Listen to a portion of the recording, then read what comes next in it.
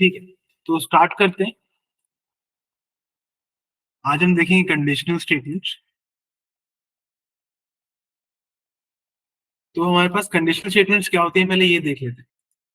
तो नॉर्मली अगर कोई कोड एग्जीक्यूट होता है, वो लाइन बाय लाइन एग्जीक्यूट होता है। लाइन बाय लाइन का मतलब है पहले लाइन 1 एग्जीक्यूट होगी, फिर लाइन 2 एग्जीक्यूट होगी, फिर लाइन 3 एग्जीक्यूट होगी। अनुराग, अभी हम लोग एक डाउट सेशन भी रखेंगे, उसके अंदर सारे डाउट्स हम लोग क्लियर कर देंगे। बाकी आपको जो भी डाउट्स आते हैं आप मेरे को व्हाट्सएप पे सेंड कर सकते हो, मैं वहां भी क्लियर करूंगा। ठीक है, तो जैसे मैं कह रहा था कि अभी हम देखेंगे कंडीशनल स्टेटमेंट्स। कंडीशनल स्टेटमेंट्स क्या होते हैं? नॉर्मली जब कोड एग्जीक्यूट होगा तो क्या होगा, लाइन बाय लाइन एग्जीक्यूट होगा, वो पहले लाइन 1 फिर 2 फिर 3 एंड सो ऑन। लेकिन कंडीशनल स्टेटमेंट्स के पास एक पावर होती है कि वो इस ऑर्डर को चेंज कर सकते हैं, कुछ लाइन एग्जीक्यूट हो कुछ लाइन एग्जीक्यूट ना हो। इस चीज को वो लोग कंट्रोल कर सकते हैं। तो देखते हैं ये कैसे करते हैं या ये कौन सी स्टेटमेंट्स होती है। पहली स्टेटमेंट होती है इफ स्टेटमेंट। इफ स्टेटमेंट में क्या होता है, इसका सिंटैक्स देख लो आप लोग, बिल्कुल ही सिंपल सा है। इफ लिखते हैं, इफ हमारा कीवर्ड है, एक ब्रैकेट के अंदर एक कंडीशन लिखते हैं, फिर हम ब्रैकेट्स के अंदर कर्ली ब्रेसेस के अंदर एक ब्लॉक ऑफ कोड लिख सकते हैं, कितने भी स्टेटमेंट्स लिख सकते हैं। अगर वो कंडीशन ट्रू होगी, अगर ये कंडीशन जो अंदर लिखी है ये ट्रू होगी, तभी ये वाली ये वाला जो ब्लॉक ऑफ कोड है तभी एग्जीक्यूट होगा। अदरवाइज ये एग्जीक्यूट नहीं होगा, ये स्किप हो जाएगा। ठीक है, इसके आगे आ जाएगा कोड, ये लाइंस एग्जीक्यूट ही नहीं होंगी अगर हमारी कंडीशन होगी फॉल्स। तो इसका फ्लो चार्ट देख लेते हैं। फ्लो चार्ट क्या होता है, कि जो हमारा कोड फ्लो है वो कैसे चल रहा है। तो फ्लो चार्ट के अंदर देखो,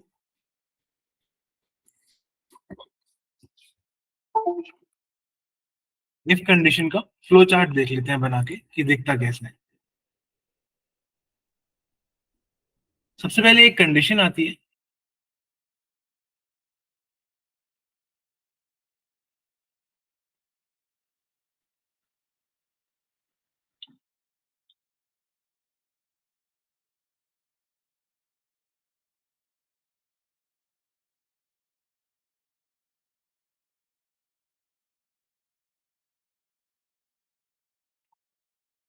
सबसे पहले हम लोग यहाँ आके इस कंडीशन को चेक करते हैं।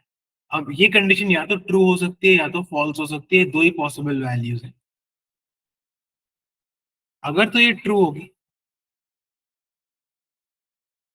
तो हमारा ब्लॉक ऑफ कोड एग्जीक्यूट हो जाएगा।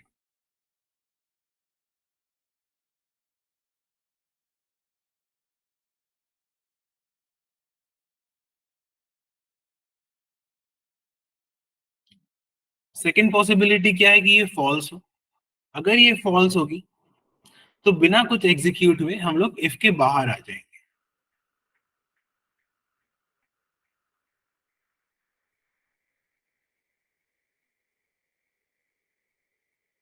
और अगर ट्रू होगी तो सारी अपने अंदर की स्टेटमेंट्स एग्जीक्यूट करके बाहर आ जाएंगे। सबको क्लियर हो गया कि इफ स्टेटमेंट कैसे काम करता है, इसका फ्लो चार्ट कैसे है, इसकी फ्लो चार्ट का मीनिंग क्या है? यस और नो? जल्दी जल्दी बताओ सब लोग। Yes, very very good. Okay, ठीक है, वेरी गुड। तो सबको क्लियर है कि ये अपना फ्लो चार्ट का इसका मीनिंग क्या है।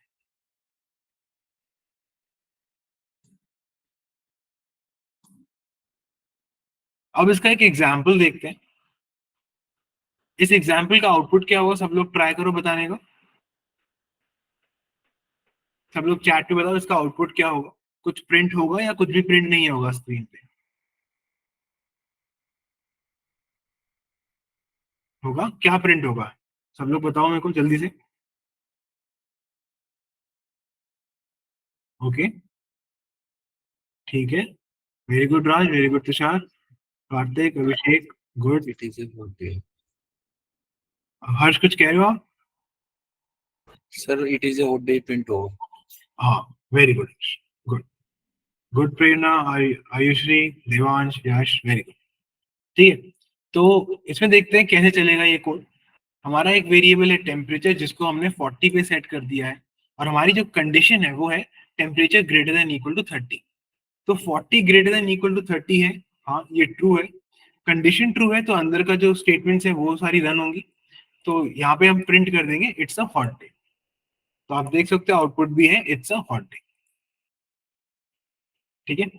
अब इफ के साथ पेयर में एक और कंडीशन आती है, एक और स्टेटमेंट आती है जिसको कहते हैं एल्स। Else statement. अब एल्स स्टेटमेंट लगाना कंपलसरी नहीं है, जैसा आप ऊपर वाले कोड में देख ही सकते हो, यहाँ पे हमने एल्स स्टेटमेंट नहीं लगाई है। लेकिन ये आप लगा सकते हो, या वो काफी सिचुएशंस में काफी काम आ सकती है। एल्स स्टेटमेंट क्या करती है, उसको कैसे यूज करते हैं, ये चीजें अभी हम लोग देख लेंगे। अगर आप कोई भी डेवलपमेंट का प्रोजेक्ट बनाते हो तो एल्स के अंदर नॉर्मली यूजर से अगर कोई एरर हो जाता है तो वो डालते हैं। जैसे अगर हम एज डालने के लिए बोले और यूजर ने डाल दिया -10, तो एल्स के अंदर उसको बताते हैं कि ये एक वैलिड एज नहीं है। उसका सिंटैक्स देख लेते हैं। एल्स हमारा इफ के बिना नहीं चलेगा, सिर्फ एल्स स्टेटमेंट नहीं चलता अकेले, उसको चाहिए इफ चलने के लिए।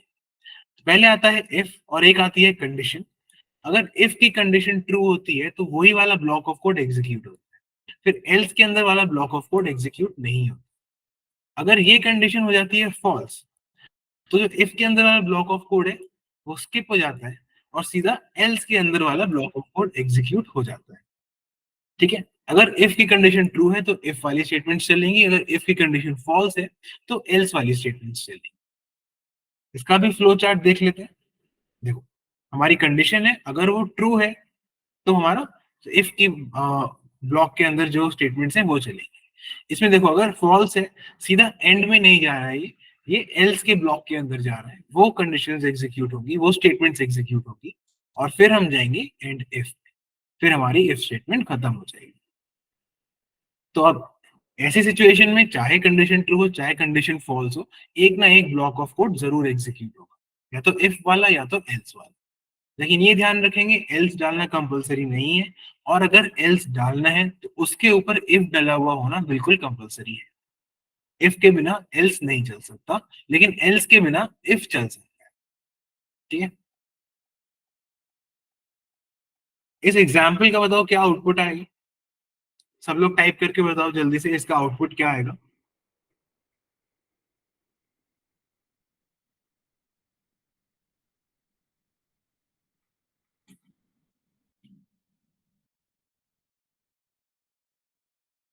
It's not that hot. Okay, सब लोग बताओ। ठीक है, very good, very good, good.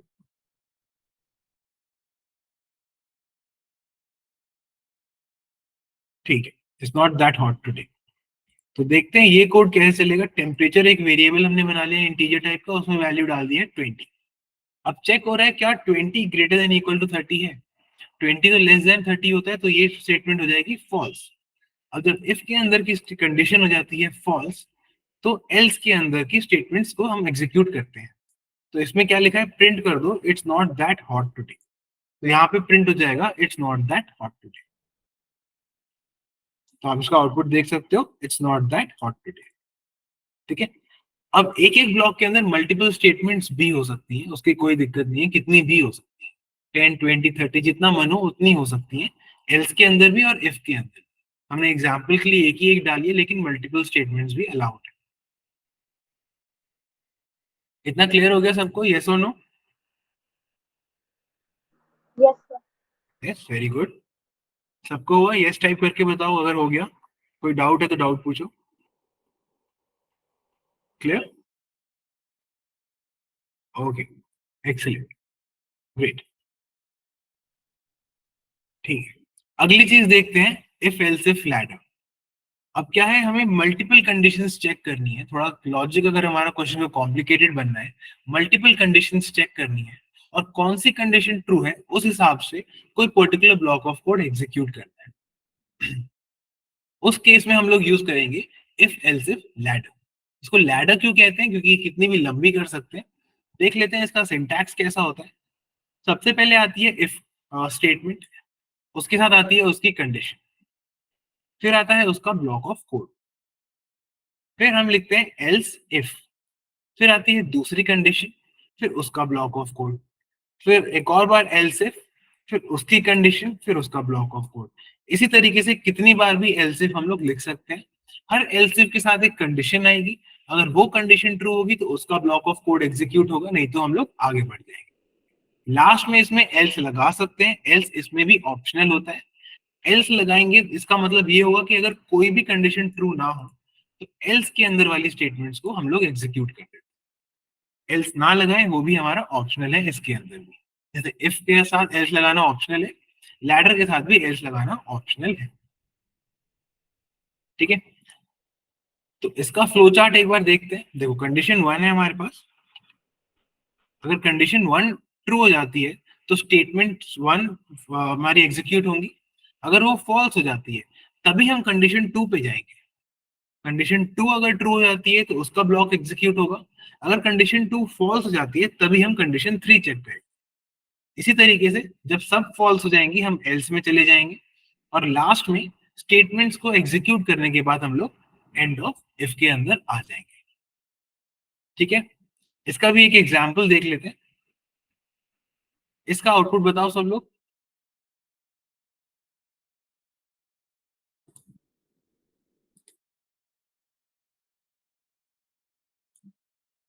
इसका आउटपुट टाइप करके बताओ।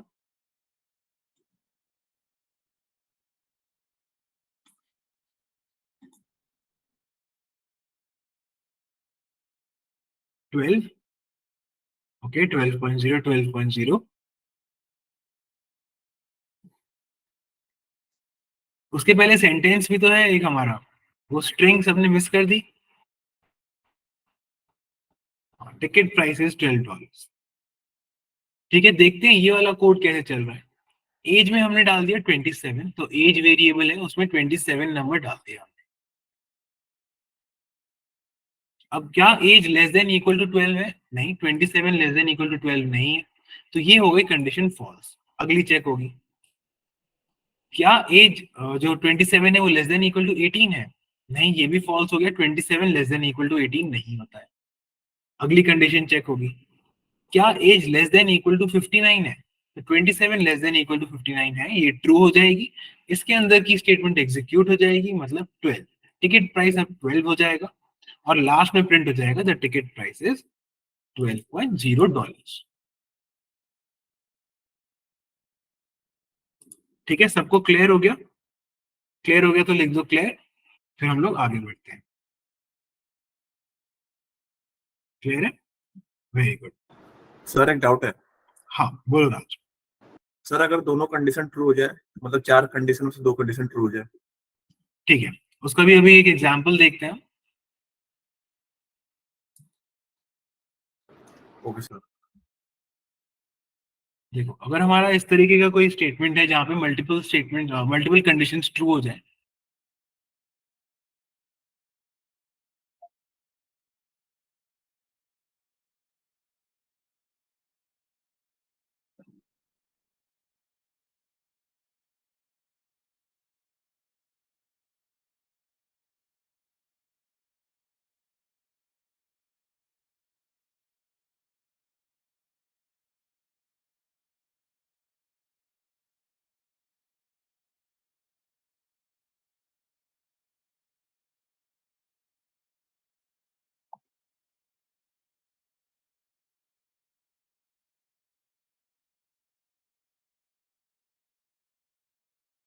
s.o.p मतलब system.out.print।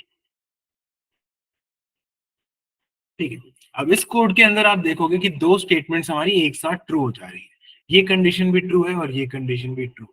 तो इसमें क्या होगा देखते हैं। x हमारा 10 है, सबसे पहले पहली कंडीशन चेक होगी, x greater than 5, 10 greater than 5 true आ जाएगा और a प्रिंट हो जाएगा।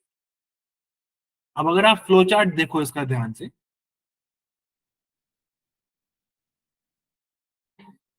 जैसे ही कोई भी हमारी ट्रू हो जाती है उसकी स्टेटमेंट्स एग्जीक्यूट होने के बाद हम सीधा एंड में चले जाते हैं।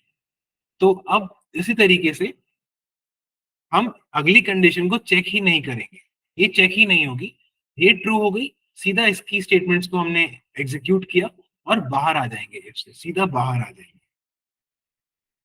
तो अगर एक से ज्यादा कंडीशंस भी ट्रू होती हैं तो जो पहली कंडीशन ट्रू है उस हिसाब से हमारी स्टेटमेंट्स एग्जीक्यूट हो। क्लियर हो गया? राज क्लियर है? Yes sir, clear. वेरी ठीक है। तो ये हो गया हमारा conditional statement, if else if ladder.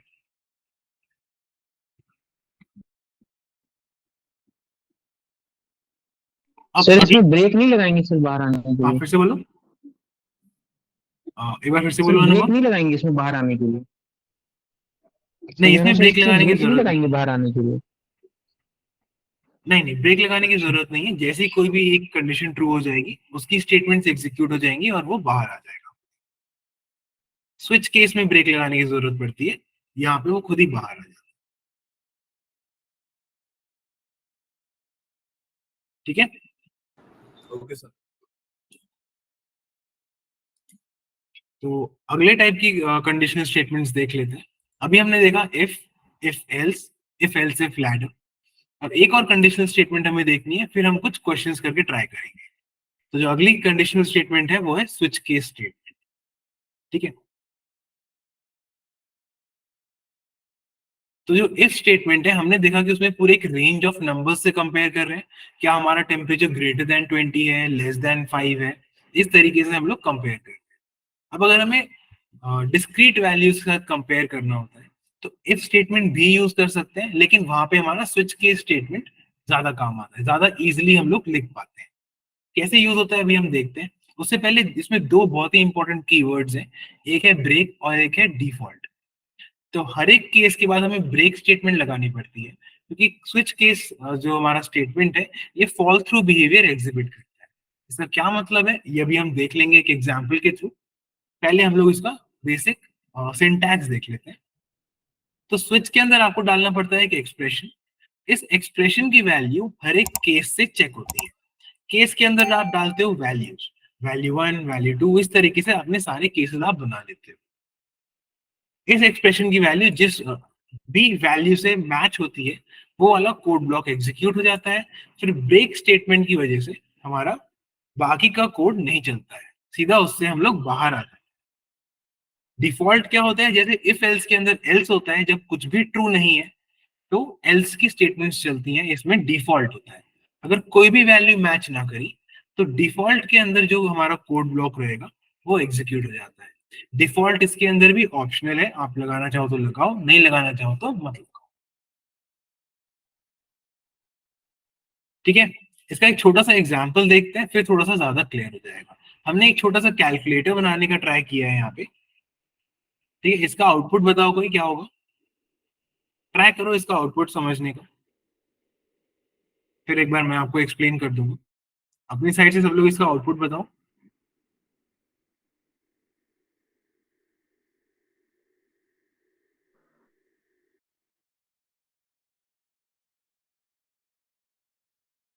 Okay, 15, 15 result 15। Very good, very good.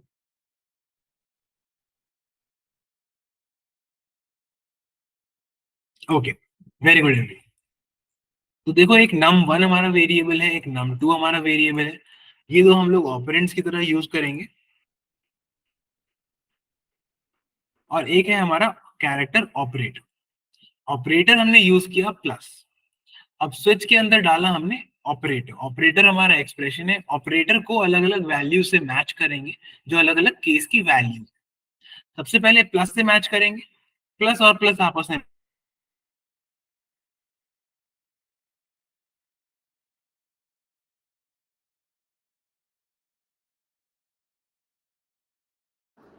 Sir आप म्यूट हो गए हैं। ओ सॉरी, ठीक है, फिर से बताता हूँ। तो एक वेरिएबल है हमारा num1, एक है num2। num1 की वैल्यू है 10, num2 की वैल्यू है 5। एक हमारा कैरेक्टर है ऑपरेटर, जिसमें हमने प्लस स्टोर कर दिया है। अब स्विच के अंदर हमने ऑपरेटर को एक्सप्रेशन बनाया है, तो मतलब इस ऑपरेटर की वैल्यू को हम लोग हर केस से मैच करेंगे। जो भी केस मैच हो जाएगा वो ब्लॉक ऑफ कोड हमारा एग्जीक्यूट हो जाएगा। जैसे यहाँ पे आप देखो, सबसे पहला केस है प्लस, हमारा ऑपरेटर है प्लस, ये हो गया मैच। रिजल्ट के अंदर क्या डाल देंगे, num1 plus num2, 10 plus 5 equal to 15। Result हो गया 15। इसके बाद हम लोग ब्रेक स्टेटमेंट के थ्रू इस पूरे स्विच केस को ब्रेक कर देंगे, मतलब इसके बाहर आ जाएंगे। बाहर आने के बाद स्टेटमेंट क्या है, प्रिंट क्या करना है, रिजल्ट और फिर रिजल्ट की वैल्यू। रिजल्ट में हमने डाला हुआ है 15, तो इस तरह का आउटपुट आपको मिल जाएगा। ये कोड सबको समझ में आता है क्या हुआ, स्विच केस कैसे काम करा।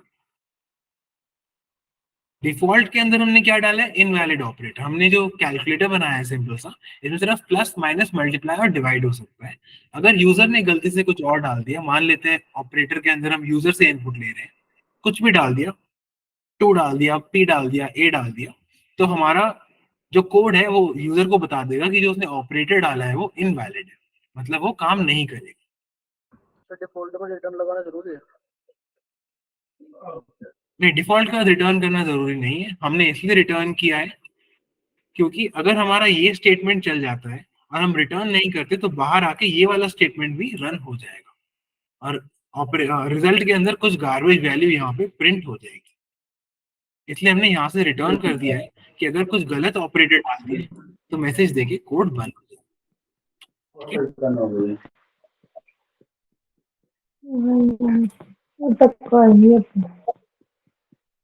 निशा सॉरी, फिर से रिपीट करना।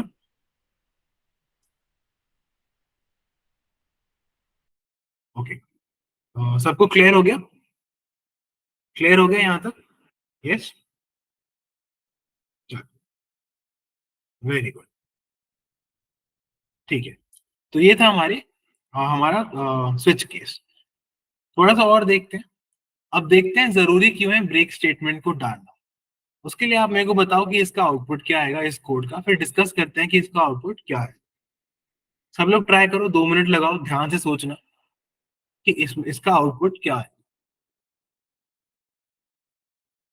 फिर मैं आपको बताऊंगा ब्रेक स्टेटमेंट से क्या होता है और ब्रेक स्टेटमेंट जरूरी क्यों है स्विच केस क्या है।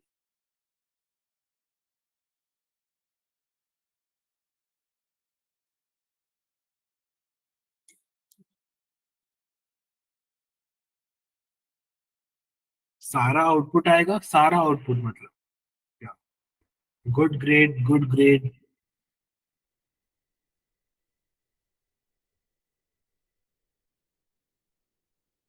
सर हाँ, ग्रेड के बाद सारा प्रिंट हो जाएगा।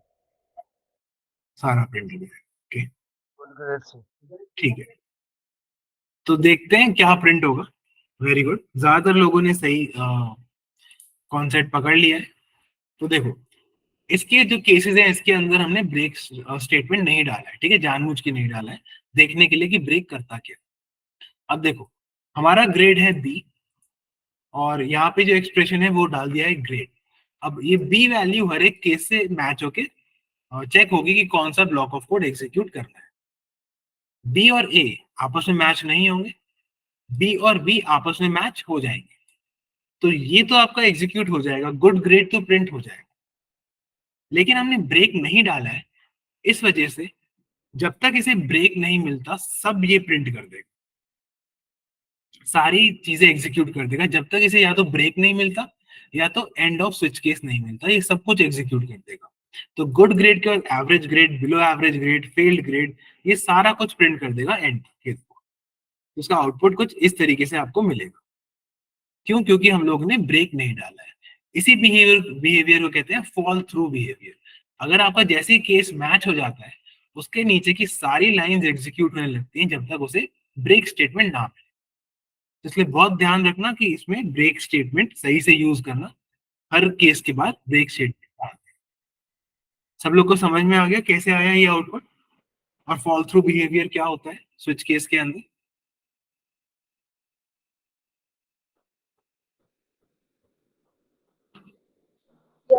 ठीक है, वेरी गुड। तो ये देखो, केस ए के अंदर जो लिखा हुआ है, जो ये ब्लॉक ऑफ कोड है, ये एग्जीक्यूट नहीं होगा। जब ये मैच कर जाएगा उसके बाद से फॉल थ्रू बिहेवियर शो करता है। तो बी से मैच करेगा और उसके बाद का सब कुछ एग्जीक्यूट होना शुरू हो जाएगा। ठीक है, ओके। तो अब ब्रेक स्टेटमेंट ना लगा के मल्टीपल कंडीशंस को, मल्टीपल केसेस को साथ में क्लब कर सकते हैं। कैसे करते हैं, अभी हम एक एग्जांपल देखते हैं। इस क्लबिंग से फायदा क्या होता है, आपका जो लाइंस ऑफ कोड है वो काफी सारी बच जाती हैं, मेहनत थोड़ी सी बच जाती है, और फाइनली डीबगिंग के टाइम पे क्योंकि लाइंस ऑफ कोड कम है तो आपका टाइम भी बच जाएगा।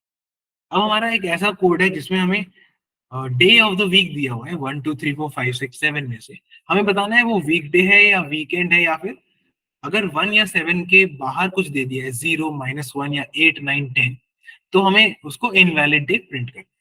हफ्ते के अंदर 7 डेज होते हैं 1 से लेके 7 तक, 1 से लेके 5 तक हमारे होते हैं वीक डेज, और 6 और 7 मतलब सैटरडे और संडे होते हैं हमारे वीकेंड। उसके अलावा कोई भी नंबर अगर दिया जाएगा तो वो होगा इनवैलिड डे। ठीक है, तो अगर केस 1 आता है तो जब तक ब्रेक नहीं मिलेगा ये सब कुछ एग्जीक्यूट कर देगा, मतलब डे टाइप के अंदर वीकडे आ जाएगा और ब्रेक कर देगा। Similarly case 2, case 3, case 4, case 5 हर केस में डे टाइप के अंदर वीकडे आ जाएगा, उसके बाद ये ब्रेक हो जाएगा। इसी तरीके से अगर डे ऑफ द वीक 6 दिया हुआ है तो 6 आप देखो यहाँ पर है, केस 6 यहाँ पे मैच होगा, ब्रेक हमें यहाँ मिलेगा, डे टाइप के अंदर वीकेंड आ जाएगा। 7 के साथ भी डे टाइप के अंदर वीकेंड आ जाएगा। इसके अलावा कुछ होगा जो ये 1 से लेके 7 तक मैच नहीं करेगा तो डिफॉल्ट चलेगा, और डिफॉल्ट के अंदर इनवैलिड डे आ जाएगा। फिर हम स्विच केस के बाहर आएंगे और किस टाइप का डे है ये हम लोग प्रिंट कर देंगे। तो अभी बताओ क्या आउटपुट आएगा, सब लोग जल्दी से, इस कोड का आउटपुट क्या आएगा, सोच समझ के बताओ जल्दी से। Weekday. Weekday, very good, the day is a weekday. क्योंकि हमारा जो डे ऑफ वीक है वो 3 के बराबर है, इसलिए डे टाइप के अंदर वीकडे आ जाएगा। वेरी, तो सब लोग इतना समझ गए, गुड। तो ये हो गया हमारा स्विच केस। स्विच केस के बाद हम लोग देख सकते हैं, हम लोग जो हमारे इफ एल्स कंडीशन है या फिर स्विच केस हमारे स्टेटमेंट्स हैं, इसको नेस्टेड तरीके से भी इस्तेमाल कर सकते हैं, यूज कर सकते हैं। नेस्टेड क्या होता है, एक के अंदर एक, इफ एल्स के अंदर एक और इफ एल्स, स्विच केस के अंदर एक और स्विच केस, या स्विच केस के अंदर इफ एल्स के अंदर स्विच केस, किसी भी तरीके से इसको हम लोग नेस्ट कर सकते हैं आपस में। इसके थोड़े से एग्जांपल्स देख लेते हैं। नेस्टेड इफ एल्स का एग्जांपल देखते हैं।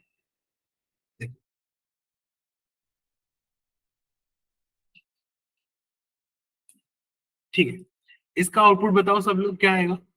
इसमें देखो एक इफ एल्स है, उस इफ के अंदर एक और इफ एल्स है, तो इसलिए इसको कहते हैं नेस्टेड इफ एल्स। ध्यान से देखो इसको, इसका बताओ आउटपुट क्या आएगा।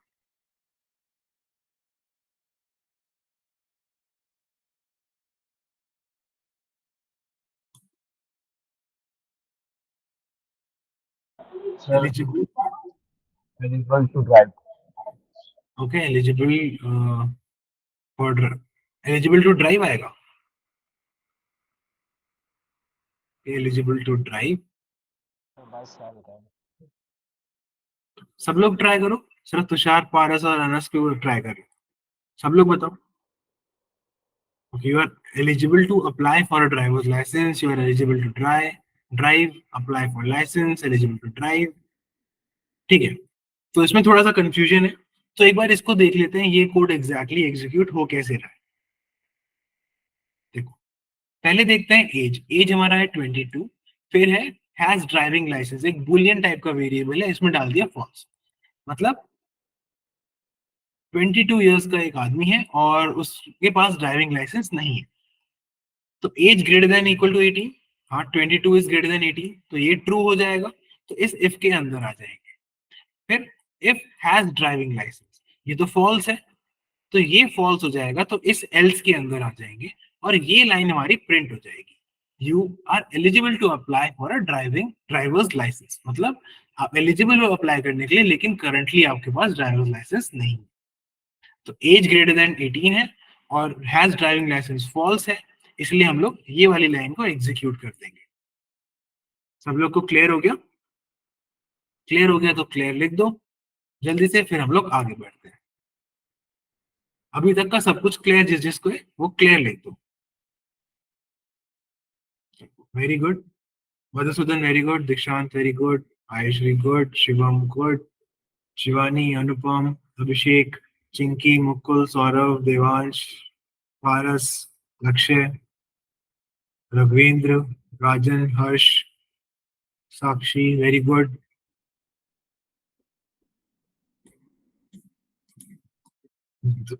दो कंडीशन, राजन दो कंडीशन मतलब, हरिराज दो कंडीशन का क्या मतलब है, थोड़ा सा एक बार इलैबोरेट करो।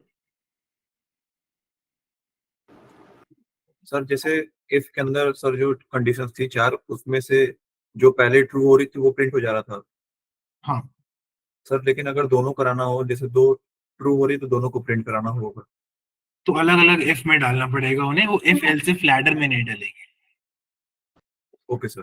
ठीक है, एक छोटा सा एग्जांपल लेके देख लेते हैं।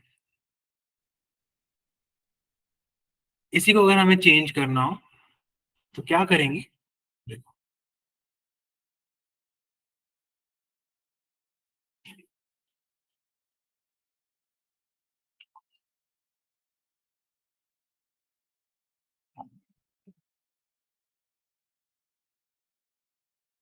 हमारा x है, इसकी वैल्यू है कुछ 5,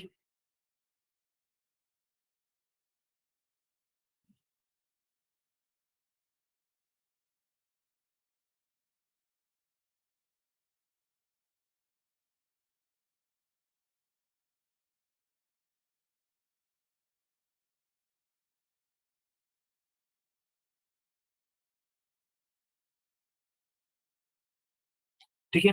अब एक एक करके दोनों इफ चेक होंगे। पहले ये चेक होगा कि x ग्रेटर देन 2 है कि नहीं, तो 5 ग्रेटर देन 2 है, ये ट्रू हो जाएगा और a प्रिंट हो जाएगा। अब ये वाली इफ स्टेटमेंट खत्म हो गई, अब ये वाली इफ स्टेटमेंट चेक होगी, क्योंकि इफ एल्स इफ लैडर नहीं है तो बाकी सारी चीजें स्किप नहीं होंगी, अगली इफ कंडीशन चेक होगी। x ग्रेटर देन 3 चेक होगा, 5 ग्रेटर देन 3 ये ट्रू हो जाएगा, तो इसके साथ ये b भी प्रिंट हो जाएगा, तो दोनों ब्लॉक ऑफ कोड हमारे एग्जीक्यूट हो जाएंगे। ठीक है, ओके सर। ओके। तो ये हो गया हमारा थ्योरी पार्ट। अब हम कुछ क्वेश्चंस करके देखते हैं कि हमसे हो रहे हैं नहीं हो रहे। तो कंडीशनल स्टेटमेंट से क्वेश्चंस थोड़े ज्यादा हैं, लेकिन ये सारे करने बहुत जरूरी है। ठीक है, पहला क्वेश्चन देखते हैं, car number. So there is a new rule in Delhi to check for pollution. Vehicles with even numbers can run on even dates, while vehicles with odd numbers can run on odd dates. Given the date and the car number, find out if the car can run on that day. तो एक बार इस question को समझ लेते हैं थोड़ा सा। तो नया रूल है, जैसे दिल्ली में ऑड इवन रूल जो था, वही रूल के बारे में हम लोग बात कर रहे हैं। हमें दिया हुआ है कार नंबर और हमें दिया हुआ है डेट। हमें ये बताना है कि हमारी कार आज चल सकती है कि नहीं चल सकती। अब कोई भी नंबर इवन है या ऑड, ये कैसे चेक करते हैं? अगर किसी भी नंबर को मॉड 2 कर दे, किसी भी नंबर को मॉड 2 कर दे मतलब 2 से उसका रिमाइंडर निकाल लें। अगर ये होता है 0 के बराबर मतलब नंबर है इवन। अगर ये होता है 1 के बराबर मतलब नंबर है ऑड। एक एग्जाम्पल के साथ देखते हैं, अगर हम 4 मॉड 2 करते हैं, अगर 4 को 2 से डिवाइड करेंगे तो क्या रिमाइंडर आएगा? 0 रिमाइंडर आएगा, मतलब 4 है इवन। अगर 5 को मॉड करते हैं 2 से, 5 को 2 से डिवाइड करेंगे तो क्या रिमाइंडर निकलेगा? रिमाइंडर निकलेगा 1। तो ये हो गया हमारा ऑड। ठीक है, तो ये मॉड 2 से हम लोग चेक कर सकते हैं नंबर इवन है कि ऑड है। अब एक और चीज देखो, अगर हमारा कार नंबर मॉड 2 बराबर है डेट मॉड 2 से, अगर हमारा कार नंबर मॉड 2 बराबर है डेट मॉड 2 के, इसका क्या मतलब है? या तो दोनों ही इवन है या तो दोनों ही ऑड है। मतलब अगर या तो दोनों में एक केस ये बनेगा 1 और 1 पे ट्रू होगा, मतलब कार नंबर भी ऑड है, डेट भी ऑड है। दूसरा केस जब ये ट्रू होगा वो है 0 0, मतलब कार नंबर भी इवन है और डेट भी इवन। इसके अलावा कोई भी और केस बनेगा तो हमारी कंडीशन हो जाएगी फॉल्स, यहाँ पे होगी ट्रू। और हमें यही चेक करना है कि कार नंबर और डेट दोनों ही अगर इवन है या दोनों ही अगर ऑड है तो हम अपनी गाड़ी आज निकाल सकते हैं। अगर ऐसा नहीं है, कोई भी और केस आता है, तो हम अपनी कार आज नहीं ड्राइव कर सकते। सबको क्लियर हुआ? यस और नो?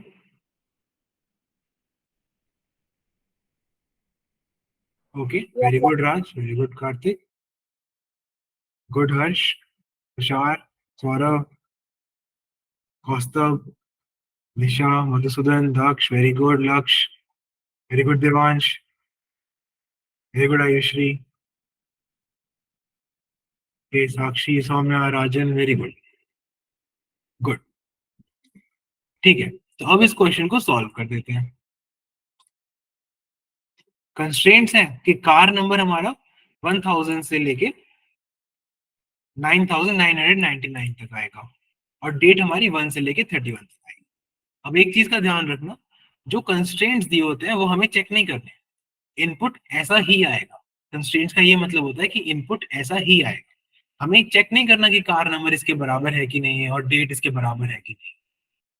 ठीक है, आउटपुट क्या करना है, अगर कार हमारी चल सकती है तो यस, नहीं तो नो।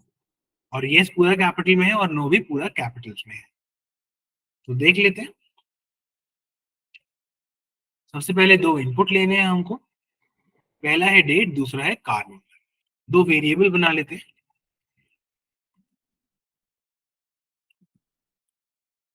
इनपुट लेने के लिए हमें क्या करना पड़ेगा, स्कैनर क्लास का ऑब्जेक्ट बनाना पड़ेगा। यूटिल पैकेज हमारा पहले से ही इंपोर्टेड है, तो सीधा ही हम लोग स्कैनर क्लास का ऑब्जेक्ट बना देंगे।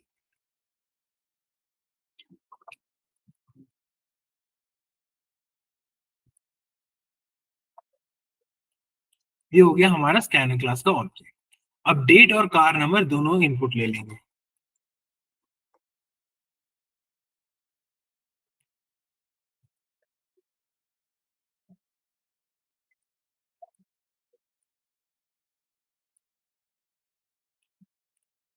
डेट और कार नंबर हमने दोनों ही चीजें इनपुट ले ली।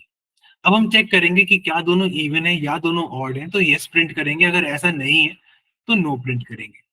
देखो, इफ के अंदर हम लोग डालेंगे date mod 2 equal to 0 and car number mod 2 equal to 0। और अभी हमने देखा था हम इवन इवन और ऑड ऑड चेक करने की जगह इनको आपस में इक्वालिटी भी चेक कर सकते हैं। सीधा यही डाल देंगे कि date mod 2 equal to car number mod 2। इससे सीधा चेक हो जाएगा कि दोनों इवन या दोनों ऑड। इस केस में हम लोग को प्रिंट करना है यस, और अगर ऐसा नहीं है, अगर ये फॉल्स आता है तो हमें प्रिंट करना है no. And that's it. So run करके देख लेते हैं। दोनों विजिबल टेस्ट केसेस पास हो गए। सबमिट करके देखते हैं।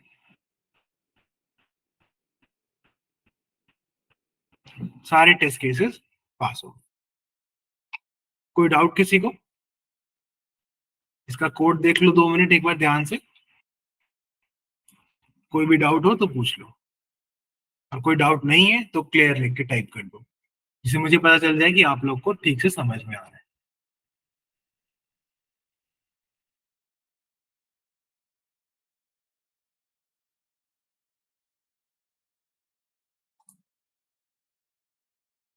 ओके, ठीक है। Kartik, Madhusudan, Devansh, Chinki, Anas, Abhishek, Mukul, Nisha, very good. Kaustav, Ayushree, Shivam, very good. ठीक है, पारस को भी क्लियर हो गया। गुड। हर्ष, ठीक है, सबको क्लियर है? सबको क्लियर है तो नेक्स्ट क्वेश्चन की तरफ चलते हैं। एक और क्वेश्चन सॉल्व करके देखते हैं।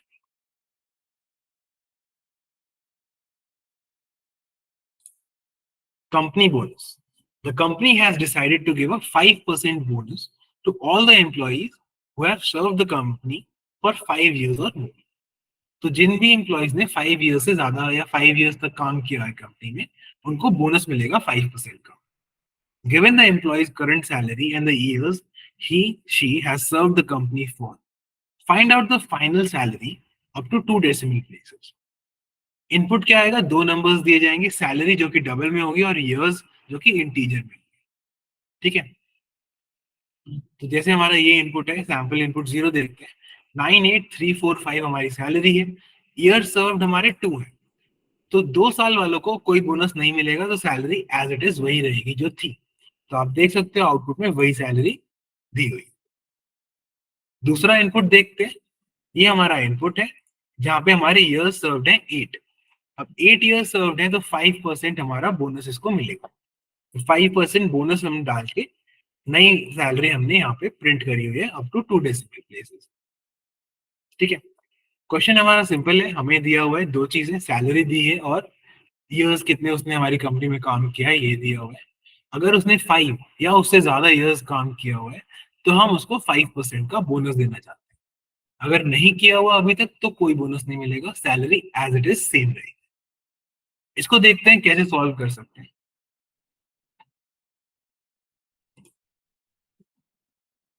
सबसे पहले देखते हैं 5% कैसे निकालते हैं और किसी नंबर में कैसे ऐड करते हैं। अगर हमारा नंबर है x, इसका निकालना है हमें 5%, तो करेंगे अपॉन 100, मल्टीप्लाई करेंगे 5 से। अपॉन 100 करने से निकल जाएगा 1%, 5 से मल्टीप्लाई करके निकल जाएगा 5%।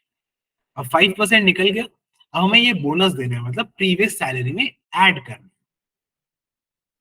तो प्लस x। ठीक है, तो प्रीवियस सैलरी में ऐड हो जाएगा, ये प्रीवियस सैलरी ये हो गई और बोनस वाला कंपोनेंट ये हो गया। ये हमारा बोनस है और ये हमारा ओरिजिनल सैलरी है। इस तरीके से हम लोग बोनस ऐड कर सकते हैं 5% सैलरी के अंदर। अगर इसको हम लोग सॉल्व कर लें तो इसका भी डिनोमिनेटर 100 कर लें, तो 5x plus 100x upon 100। Further simplification पे 105x अपॉन 100। थोड़ा सा और सिंप्लीफाई करते हैं, 1.05x। अगर ये वैल्यू निकाल ले तो इसका मतलब 5% हमारी सैलरी में ऐड हो चुका है। ये सबको क्लियर हुआ कि हमने ये कैसे फाइंड आउट किया? यस और नो? 1.05x तक कैसे है, सबको क्लियर हुआ? Yes, very good Raj, very good Kaustav, okay good Kartik, good Madhusudan. बस 4-5 बच्चों को क्लियर हुआ? ओके वेरी गुड, ठीक है, सबको क्लियर हो गया। ओके, तो सॉल्व कर लेते हैं क्वेश्चन। क्वेश्चन में और कुछ बचा नहीं है, तो इसमें हमें सबसे पहले इंपोर्ट करना पड़ेगा यूटिल पैकेज, ऑलरेडी इंपोर्टेड नहीं है।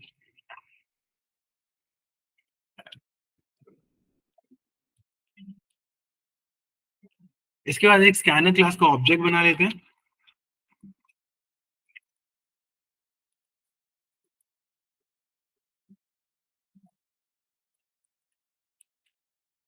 अब इस स्कैनर क्लास के ऑब्जेक्ट को यूज करके हमारी जो 2 वैल्यूज है उनको रीड कर लेते हैं। पहली वैल्यू है सैलरी, जो कि हमें दी हुई है डबल। तो ध्यान से इनपुट को हमेशा से पढ़ लेंगे, हमेशा बहुत ध्यान से पढ़ेंगे। सैलरी हमें डबल में दी है, ईयर्स हमें इंटीजर में दी है। तो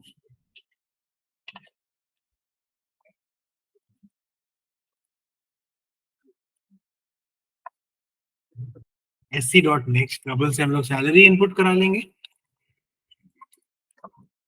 SC डॉट नेक्स्ट इंड से हम लोग नंबर ऑफ ईयर्स को इनपुट करा लेंगे। अब ये दोनों इनपुट आने के बाद हम लोग चेक करेंगे कि क्या हमारे years greater than equal to 5 है, क्या वो 5 या 5 के बराबर है या 5 से ज्यादा है। तो हम लोग क्या प्रिंट करेंगे, इसमें हम लोग को 5% इंक्रीमेंट करना हो। अभी हमने देखा 5% इंक्रीमेंट कैसे करते हैं, 1.05 से मल्टीप्लाई करके, 1.05 मल्टीप्लाइड बाय सैलरी। इस चीज को प्रिंट कर देंगे, मतलब 5% बोनस हमने डाल दिया। अगर ऐसा नहीं है तो सिंपली प्रिंट करेंगे सैलरी। चेंज नहीं होगी सैलरी, सिंपल जो थी वही प्रिंट हो जाएगी। इसको रन करके देखते हैं। देखो अभी हमारा 1 डेसिमल प्लेस तक है, लेकिन हमें चाहिए था 2 डेसिमल प्लेस, ठीक है। यहाँ पे लिखा हुआ है अप टू 2 डेसिमल प्लेस, तो वो चीज हमने अभी अकोमोडेट नहीं करी है, उस चीज को भी अकोमोडेट कर देते हैं। हमने कल देखा था कौन सा फंक्शन यूज करते हैं इसके लिए, बताओ। प्रिंट की जगह क्या डालेंगे? 0.2 printf Printf. Very Printf. Very ठीक है, वेरी गुड, आप सबको याद है। तो अब यहाँ पे डालेंगे %.2f और कॉमा के बाद आएगा ये, ठीक है। इसी तरीके से यहाँ पे भी देखते हैं %.2f और कॉमा के बाद आएगा सैलरी। फिर से रन करते हैं। सर एल्स वाली में प्रिंटफ नहीं लगाया आपने। Thank you.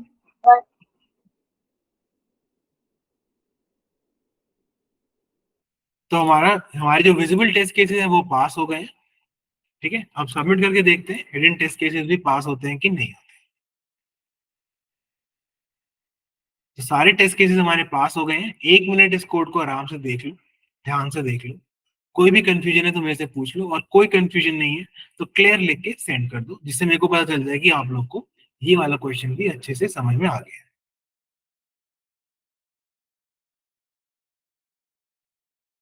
ओके, अभिषेक को क्लियर है, मधुसूदन को क्लियर है, वेरी गुड। तुषार को भी क्लियर है।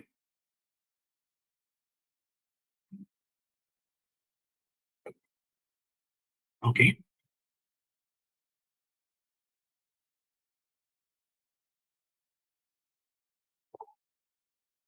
ओके, वेरी गुड,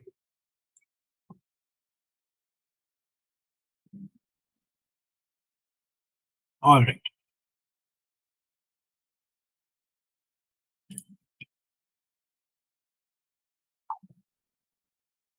ठीक है। तो अगले क्वेश्चन पे चलते हैं।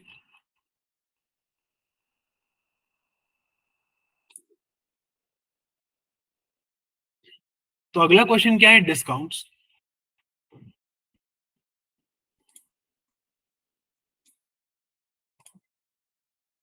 ओके, वाटर ब्रेक, ठीक है। तो हम लोग 2 मिनट्स का वाटर ब्रेक लेते हैं।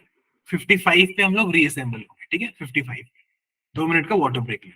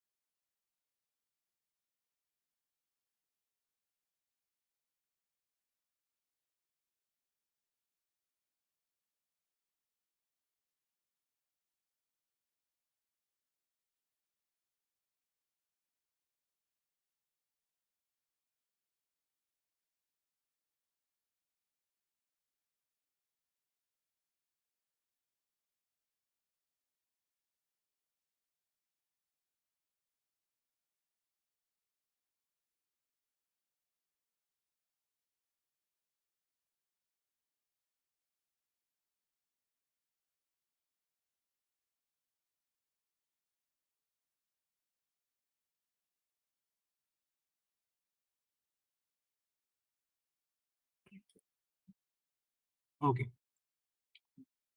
तो नेक्स्ट क्वेश्चन करें, सब लोग आप वापस आ गए? Yes sir. यस, चलो ओके सर। ठीक है, तो अगला क्वेश्चन करते हैं। डिस्काउंट क्वेश्चन देख रहे थे। एक कंपनी ने क्या डिसाइड किया? Company has decided to give a 12% discount to customers who have shopped for at least 1000 rupees. Given the total MRP of goods purchased by a customer, return the bill amount of the customer up to 3 decimal places. ठीक है, अगर 1000 या उससे ज्यादा का सामान खरीदा है तो 12% डिस्काउंट मिलेगा, ये कंपनी ने डिसाइड किया है, और 3 डेसिमल प्लेसेस तक हमें अपना आंसर देना है। इनपुट क्या आएगा? एक सिंगल नंबर आएगा जो कि एमआरपी होगी, वो भी डबल के अंदर होगी, ठीक है, और आउटपुट में हमारा फाइनल जो बिल अमाउंट रहेगा वो आएगा। जैसे अगर 345 है तो वो 1000 से कम है तो उस पर कोई डिस्काउंट नहीं मिलेगा, आपका एमआरपी 345, सेलिंग प्राइस भी 345 ही रहेगा। अगर आपका ये 7342 हमारा एमआरपी है तो वो 1000 से ज्यादा है, इसलिए उस पर हमें डिस्काउंट देना होगा 12% का, जिसके बाद ये वैल्यू हमारी डिस्काउंट के बाद आ जाएगी। तो एक बार देखते हैं ये डिस्काउंट कैसे करते हैं। जैसे अभी हमने देखा 5% इंक्रीमेंट कैसे करते हैं, वैसे ही देखते हैं 12% डिक्रीमेंट कैसे करें। हमारे पास है एक्स अमाउंट ओरिजिनली, मान लेते हैं एमआरपी है हमारा एक्स। अब इसमें से क्या माइनस करना है? 12% ऑफ एक्स। 12% ऑफ एमआरपी तो 12% ऑफ एक्स, तो एक्स अपॉन 100 करेंगे तो निकलेगा 1% ऑफ एक्स, मल्टीप्लाइड बाय 12 करेंगे तो निकल जाएगा 12% off X. Now this is equal to, अगर इसको थोड़ा सा सिंप्लीफाई करें, डिनोमिनेटर में पूरे में 100 ले लें, तो this is equal to 100x minus 12x upon 100। इसको फर्दर सिंप्लीफाई करते हैं, ये बनेगा 88x अपॉन 100, जो कि फाइनली बन जाएगा 0.88x। तो 0.88 को जब x से मल्टीप्लाई करेंगे, इसका मतलब उसमें 12% डिस्काउंट हो गया है, ठीक है, वेरी गुड राज, 0.88x। ये चीज सबको क्लियर हुई? ये पार्ट था हमारा ओरिजिनल, ये है हमारा डिस्काउंट, और आगे कुछ नहीं किया है, सिर्फ सिंप्लीफाई कर दिया है इस स्टार्टिंग के फॉर्मूले को, ठीक है। किसी को कोई भी डाउट होगा तो मेरे से पूछ लेना, किसी को कोई डाउट नहीं है इस फॉर्मूले में तो क्लियर लिख दो, जल्दी से लिखो। Okay, very good Kartik, very good Ayushree, बस 2-3 स्टूडेंट्स को क्लियर है। वेरी गुड मधुसूदन, अभिषेक, दीक्षांत, गुड, ओके, एक्सेलेंट, ग्रेट। तो इसी तरीके से हम इसको भी सॉल्व कर लेते हैं। हमें इनपुट में लेना है एक डबल नंबर, तो यूटिल पैकेज हमारा पहले से ही इंपोर्टेड है, हमें सिर्फ एक स्कैनर क्लास का ऑब्जेक्ट बनाना है।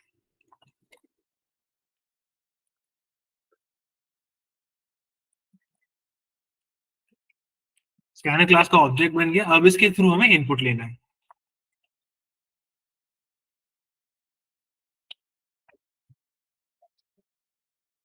हमने ले लिया एमआरपी इनपुट।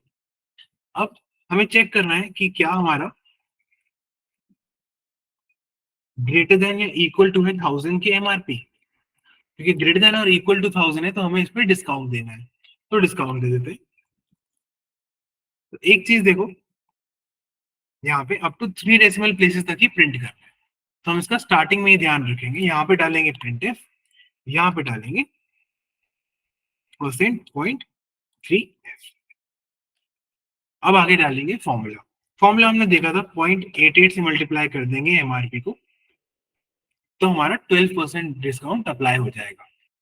अगर ऐसा नहीं है, अगर जो एमआरपी है वो लेस देन 1000 है, तो उस पर कोई भी डिस्काउंट नहीं मिलेगा, एज इट इज हमें एमआरपी ही प्रिंट करना है।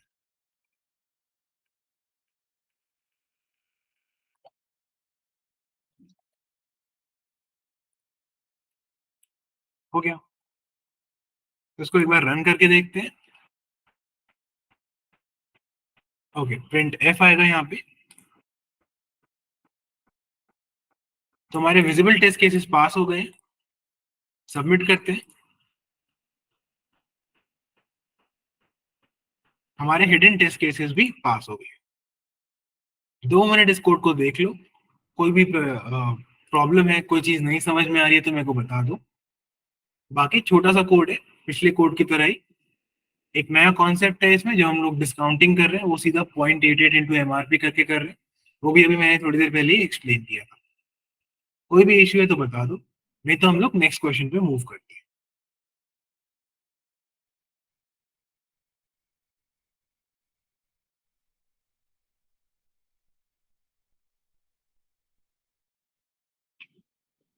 ओके, कोई इश्यू नहीं है, तो हम लोग नेक्स्ट क्वेश्चन की तरफ चल रहे हैं। डिस्काउंट्स के बाद है हमारा question greatest of two numbers. ठीक है, two numbers as integers, given two numbers as integers, find out the greater of the two। तो क्वेश्चन बिल्कुल स्ट्रेट फॉरवर्ड है, दो नंबर्स दिए हैं, दो इंटीजर्स हमें दिए हुए हैं, हमें बताना है कि उसमें से बड़ा वाला कौन सा। इस क्वेश्चन को भी एक बार समझ लेते हैं, कैसे कर सकते हैं, क्या करेंगे इसके अंदर। तो दो इंटीजर्स है हमारे पास, मान लेते हैं x है और y। इन दोनों में से जो भी बड़ा है उसको प्रिंट करना है। ठीक है, तो सिंपली हम लोग चेक कर लेंगे, अगर x बड़ा है y से तो हम लोग x को प्रिंट कर देंगे, और अगर ऐसा नहीं है, एल्स मतलब x अगर बड़ा नहीं है तो y को प्रिंट कर देंगे।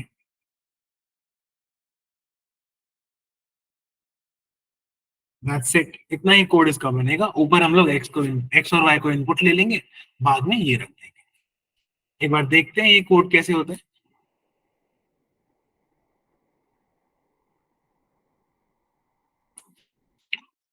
तो स्कैनर क्लास का ऑब्जेक्ट बनाना पड़ेगा, उसके लिए यूटिल पैकेज इंपोर्ट करना है, वो कर लेते हैं। यूटिल पैकेज इंपोर्ट कर लिया, स्कैनर क्लास का ऑब्जेक्ट बना लेते हैं फटाफट।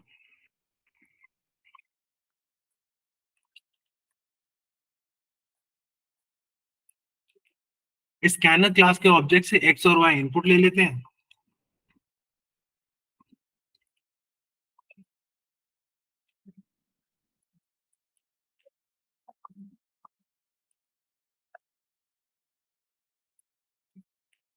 x और y हमने इनपुट ले लिया। अब अगर हमारा x, सर आप जहाँ कोडिंग कर रहे हैं वो स्क्रीन नहीं दिख रहा, हाँ अब दिख रहा सॉरी है। सॉरी, ठीक, एक बार फिर से कर लेते हैं। सबसे पहले हमने यूटिल पैकेज को इंपोर्ट कर लिया। अब हम स्कैनर क्लास का ऑब्जेक्ट बना लेंगे।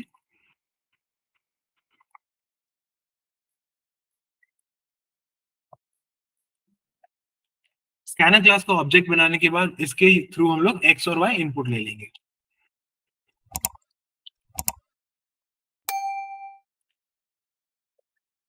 दोनों इंटीजर्स हैं, ये हमें ऊपर गिवन है, given two numbers as integers. ठीक है, और इनपुट फॉर्मेट भी देख सकते हो, टू इंटीजर्स।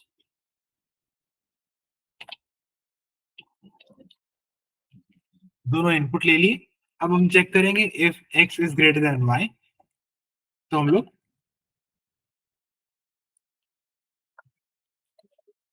प्रिंट करेंगे x।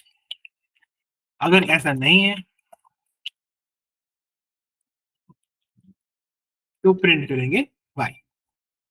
दैट्स इट, जो भी बड़ा है वो प्रिंट हो जाएगा स्क्रीन पे। रन करके देखते हैं। विजिबल टेस्ट केसेस पास हो गए, सबमिट करके देख लेते हैं।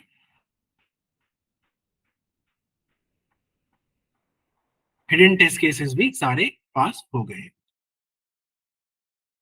1 मिनट आप लोग सब लोग ये कोड देख लो, कोई भी इश्यू है, प्रॉब्लम है, मेरे को पूछ लो, और अगर सब कुछ क्लियर है तो क्लियर टाइप करके मेरे को भेज दो। ओके, ठीक है, थम्स अप कर दिया सब स्टूडेंट्स ने। Very good, very good.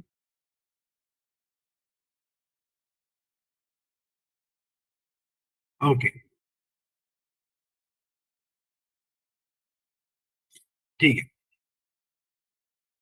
तो आई गेस सभी लोग को पूरा क्लियर हो चुका है कि कैसे ये क्वेश्चन हमारा सॉल्व हुआ है। तो नेक्स्ट क्वेश्चन पे चलते हैं, अगला क्वेश्चन देखते हैं क्या है। vowel or consonant.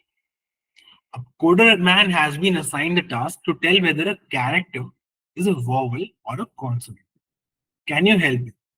तो इसमें इनपुट क्या है? एक सिंगल कैरेक्टर है. एनी कैरेक्टर, कोई भी कैरेक्टर हो सकता है, स्मॉल ए से स्मॉल जेड तक या कैपिटल ए से कैपिटल जेड तक. हमें क्या बताना है कि वो वॉवल है या कॉन्सोनेंट है. वॉवल हमें पता है ए ई आई ओ यू, ये होते हैं वॉवल. बाकी सारे बचे हुए होते हैं कॉन्सोनेंट्स. ठीक है, तो हमें बस जो इनपुट है उसको बताना है कि वो एक वॉवल है या वो एक कॉन्सोनेंट. That's it. तो ठीक है, इसमें जो इनपुट है वो एक कैरेक्टर है. तो मैं सबसे पहले इंपोर्ट कर लेता हूँ यूटिल पैकेज. तब तक आप लोग मेरे को बताओ कि कैरेक्टर इनपुट के लिए कैसे लेंगे. अगर मैं यहाँ पे मान लेते हैं क्लास का ऑब्जेक्ट बना लिया. सर हाँ, कैर 80 लेते हैं 0. पूरा लिख के भेजो मेरे को. क्या लिखेंगे इसके आगे? इक्वल्स टू के आगे क्या लिखेंगे कैरेक्टर इनपुट के लिए? तब तक मैं यूटिल पैकेज इंपोर्ट कर लेता हूँ और स्कैनर क्लास का ऑब्जेक्ट बना लेता हूँ.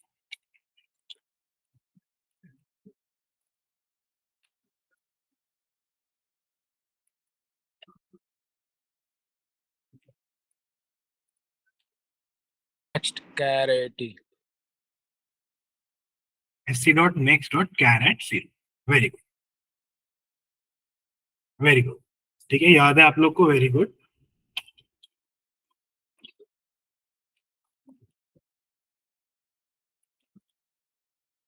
ठीक है, तो कैरेक्टर इनपुट हमने ले लिया है. अब बताना है कि ये वॉवल है या कॉन्सोनेंट है.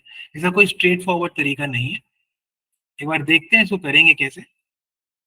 तो वॉवल्स हमारे होते हैं ए ई आई ओ यू. लेकिन इनपुट हमारा स्मॉल लेटर्स भी हो सकता है, कैपिटल लेटर्स भी हो सकता है. तो हमें सबसे चेक करना पड़ेगा. A E I O U, A E I O U. अगर हमारा कैरेक्टर इसमें से किसी के भी इक्वल है तो कॉन्सोनेंट प्रिंट करेंगे, सॉरी वॉवल प्रिंट करेंगे. और अगर नहीं है किसी के भी इक्वल तो कॉन्सोनेंट प्रिंट करेंगे. अगर मल्टीपल कंडीशंस चेक करनी होती है तो हमारे पास दो चीजें होती हैं, एंड और. ये होता है और, ये होता है हमारा एंड. और का क्या मतलब होता है? अगर मल्टीपल कंडीशंस को और से जोड़ते हैं तो उसमें से कोई भी एक ट्रू हो तो ये ट्रू बन जाता है. ठीक है,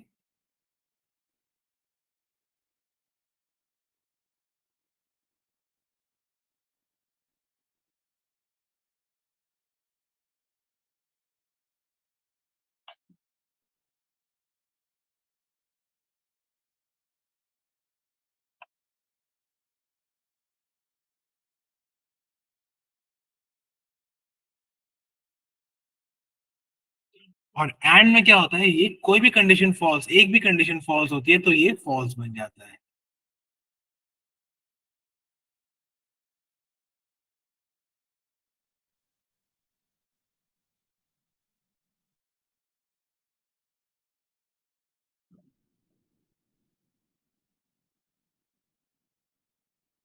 तो एंड और के थ्रू आप कितनी भी कंडीशंस एक के बाद एक चेक कर सकते हो एक ही साथ. तो देखते हैं यहाँ पे कैसे लगाएंगे और कंडीशंस को. तो कंडीशंस के बीच में डालेंगे और कि हमारा कैरेक्टर इनमें से किसी भी एक के बराबर हो तो वो हमारा बन जाएगा वॉवल. कैसे करेंगे अभी देख लेते हैं. अगर हमारा जो कैरेक्टर है वो बराबर है ए के, या फिर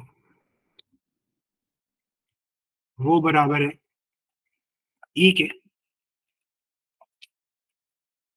आई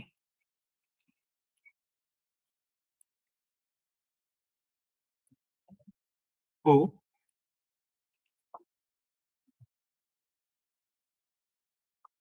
you. A E I O you ये हो गए हमारे स्मॉल वाले. इसी तरीके से हमें लिखने पड़ेंगे इनके काउंटर पार्ट्स कैपिटल वाले. ए ई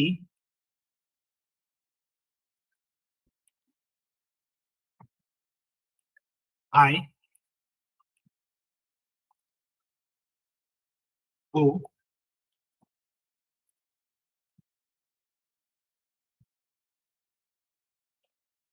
यू। सारे लेटर लिख दिए हैं, ए E I O you, small भी लिख दिया है, कैपिटल भी लिख दिया है। अगर सी एच इनमें से किसी के भी बराबर है तो हमें प्रिंट करना है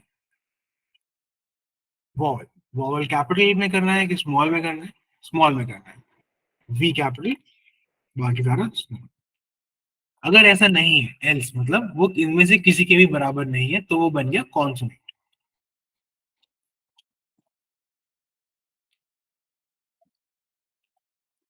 कॉन्सोनेंट एंड दैट्स इट। एक बार इसको रन करके देखते हैं।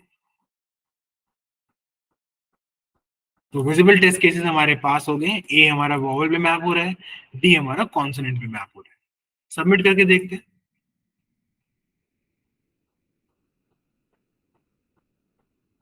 हमारे सारे हिडन टेस्ट केसेस भी पास हो गए। 1 मिनट इस कोड को देख लो। कैरेट जीरो का क्या मतलब होता है? तो हम लोग नेक्स्ट के थ्रू एक वर्ड को लेते हैं, उस वर्ड में 0th इंडेक्स पे जो कैरेक्टर होता है उसको निकाल लेते हैं कैरेट जीरो करके। ठीक है, कल जो मैंने आपको ब्लॉग भेजा है एक बार उसको भी रीड कर लेना दोबारा पारस, आपको एकदम क्रिस्टल क्लियर हो जाएगा। और कल की लैब्स पूरी कर लोगे तब तक तो बिल्कुल ही आपका 100% क्लियर हो जाएगा।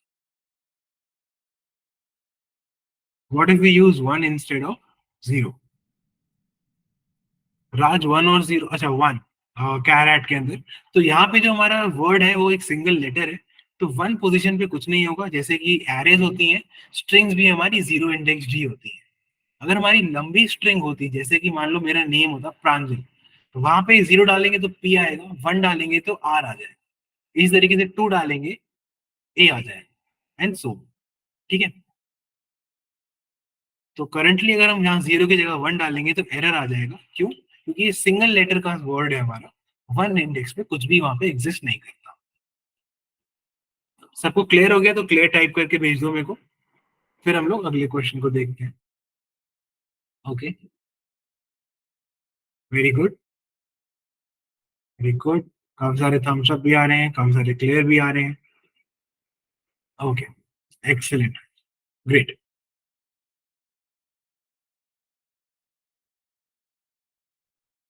ठीक है, तो नेक्स्ट क्वेश्चन देखते हैं, नेक्स्ट क्वेश्चन की तरफ चलते हैं।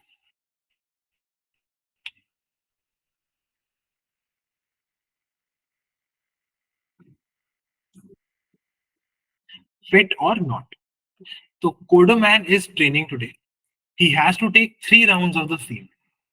He measures his heart rate after every round. He will pass only if the average heart rate is below 175.00. तो कोडरमैन है, वो ट्रेनिंग कर रहा है, उसको 3 राउंड लेने हैं फील्ड के। हर राउंड लेने के बाद वो अपनी हार्ट रेट को मेजर करता है। अगर एवरेज उसका एवरेज 175 से नीचे आता है तो वो पास हो जाएगा, वरना फेल हो जाएगा। एक बार देख लेते हैं एवरेजेस कैसे कैलकुलेट करते हैं। तो एवरेजेस का सिंपल सा फॉर्मूला होता है,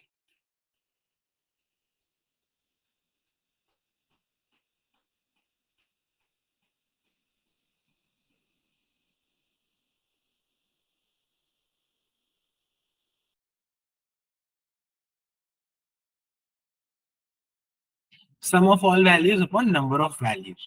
ये हमारा फॉर्मूला होता है एवरेज का। इसी फॉर्मूले को यूज करके हम यहाँ पर भी इस क्वेश्चन के अंदर एवरेज को कैलकुलेट करें। ठीक है, तो क्वेश्चन की तरफ चलते हैं। तो इनपुट क्या आएगा? 3 नंबर आएंगे फ्लोट में, जो कि हार्ट रेट होगी आफ्टर ईच राउंड। आउटपुट क्या देना है? पास या फेल। पास कब होगा? जब एवरेज 175.00 से नीचे होगी। फेल कब होगा? जब इसकी हार्ट रेट इससे बराबर या इसके ऊपर होगी। तो जैसे ये 3 हार्ट रेट आ गए हमारे पास, 150, 160 और 170, इनका सम करके 3 से डिवाइड करेंगे तो एवरेज आ जाएगा 160। 160 175 से कम है तो ये हो गया हमारा कोडरमैन पास।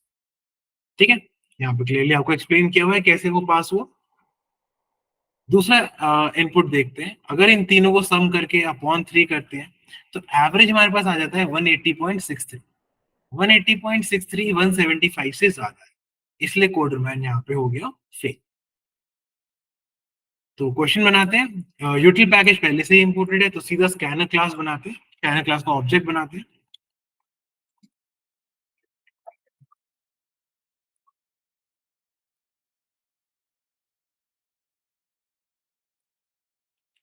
स्कैनर क्लास का हमने ऑब्जेक्ट बनाया है।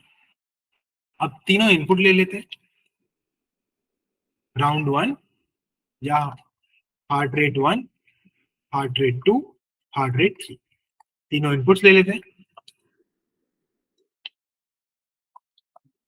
फ्लोट वैल्यू है, ध्यान रखना ऊपर हमें दिया हुआ है कि तीनों हमारी फ्लोट में आएंगी, तो हमने यहाँ पे फ्लोट लिया है और नेक्स्ट फ्लोट के थ्रू ही हम इसको इनपुट कराएंगे।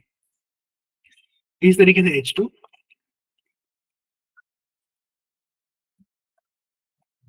इसी तरीके से H3।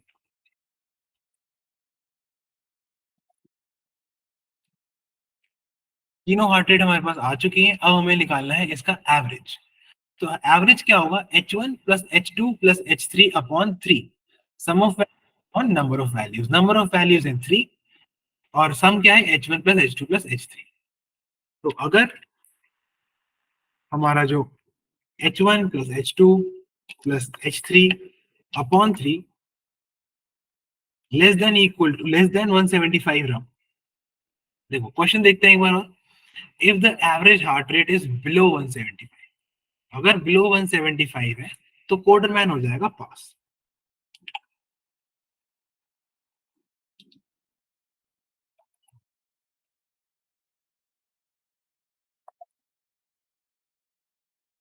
तो यहाँ पे हम लोग प्रिंट करेंगे कि वो पास हो गया।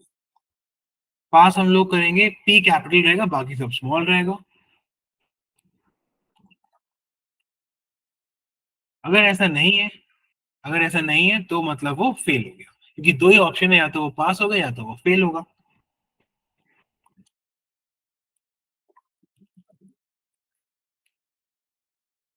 तो यहाँ पे आ गया फेल। रन करके देखते हैं क्या आंसर आता है। तो विजिबल टेस्ट केसेस हमारे पास हो गए हैं, सबमिट कर लेते हैं। सारे टेस्ट केसेस हमारे पास हो गए हैं। एक मिनट इस कोड को देख लो, कोई भी डाउट है तो पूछ लो, कोई डाउट नहीं है तो क्लियर टाइप करके मेरे को भेज दो। कि देवांश को डाउट नहीं है, अनस को नहीं है, दक्ष को क्लियर है,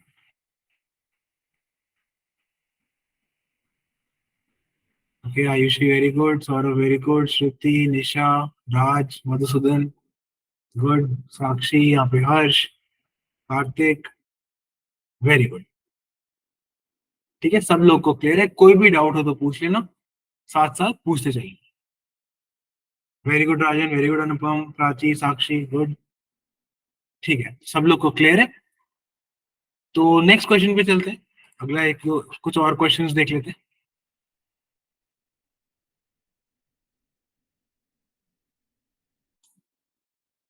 Is it an alphabet?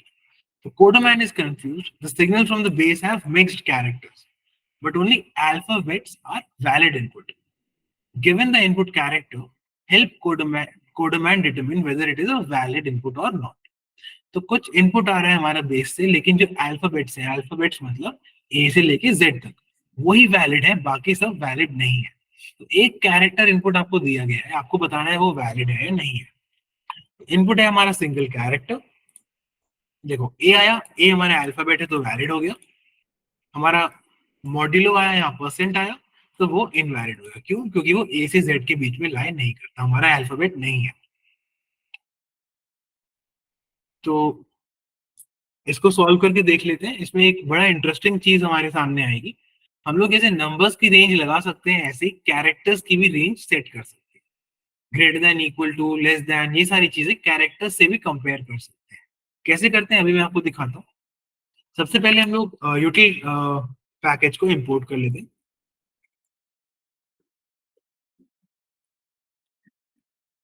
इसके बाद स्कैनर क्लास का ऑब्जेक्ट बना लेते हैं।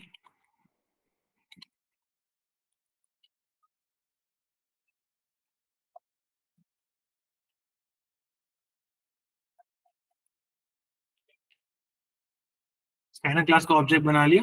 अब इससे हमारे इनपुट को ले लेते हैं। इसमें भी कैरेक्टर इनपुट ले रहे हैं, तो सेम तरीके से लेंगे।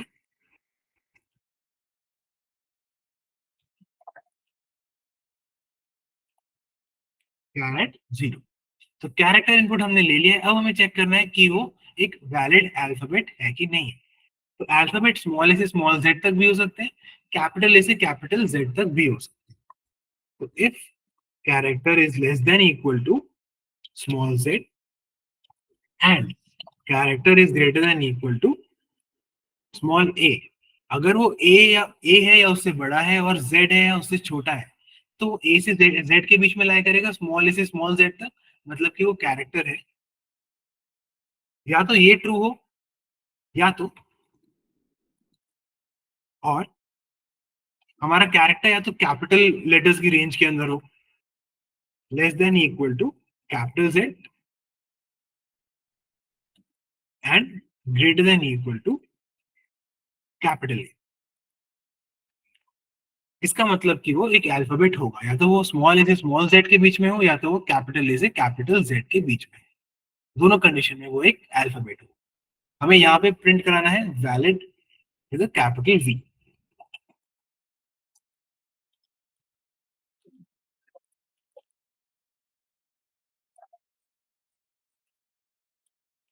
अगर ऐसा नहीं है, वो किसी इस इन रेंजेस के बाहर है, तो वो एक वैलिड अल्फाबेट नहीं है। यहाँ पे हम लोग प्रिंट कराएंगे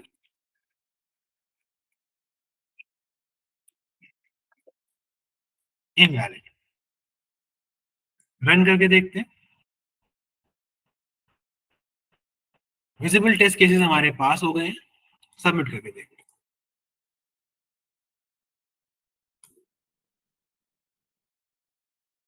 सारे टेस्ट केसेस हमारे पास हो गए हैं। ठीक है, 2 मिनट आराम से इस कोड को देख लो, समझ लो, कोई भी डाउट है तो मेरे से पूछ लो। यहाँ पे हमने एंड ऑपरेटर भी लगाया है, और भी लगाया है, less than equal to, greater than equal to, सारे ऑपरेटर्स हमने यूज करे। तो ध्यान से देख लो, कोई भी डाउट है पूछ लो, नहीं डाउट है तो क्लियर लिख के मेरे को भेज दो।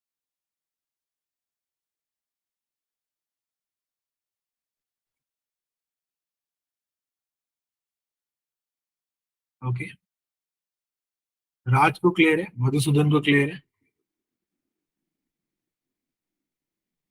ओके, यहाँ पे थम्स अप आ रहे हैं, हर्ष, दीक्षांत, अनुपम, वेरी गुड, दक्ष, मुकुल, यश, गुड, आयुश्री को भी क्लियर है, कार्तिक को भी क्लियर है। ठीक है, तो नेक्स्ट क्वेश्चन की तरफ चलते हैं।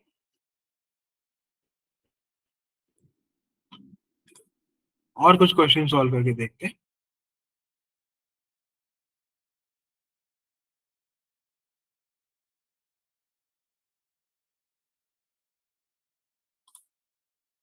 तो इफ एल से हमने कुछ क्वेश्चंस करे, अब थोड़े से स्विच केस देखते हैं कैसे यूज करने हैं। Take an integer input from the user and display the corresponding day of the week. ठीक है, यूज स्विच केस। तो हमें एक इंटीजर इनपुट लेना है और corresponding day of the week print करना है। 1 पे मंडे, 2 पे ट्यूसडे, 3 पे वेडनेसडे, 4 पे थर्सडे, फिर फ्राइडे, फिर सैटरडे, फिर 7 पे संडे। और कुछ भी और हो तो इनवैलिड डे, मतलब डिफॉल्ट के अंदर इनवैलिड डे। ठीक है, तो मतलब 2 आया तो ट्यूसडे आ गया, 5 आया तो फ्राइडे आ गया। तो शुरू करते हैं। यूटिल पैकेज पहले से ही इंपोर्ट करके दिया हुआ है, तो स्कैनर क्लास का ऑब्जेक्ट बनाते हैं।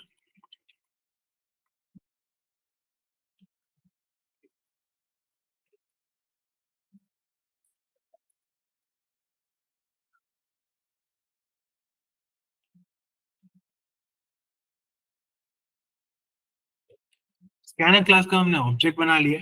इस ऑब्जेक्ट के थ्रू अपना इनपुट ले लेते हैं। इंटीजर इनपुट है हमारे पास।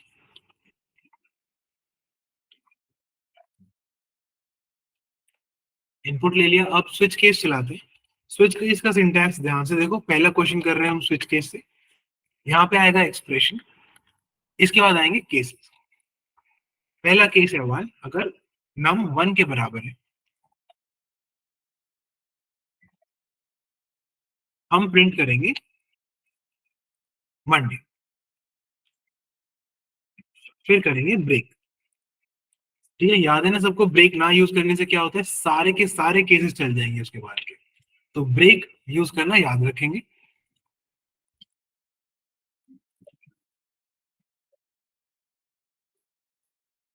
मंडे के बाद आ गया ट्यूसडे, ब्रेक, फिर वेंसडे,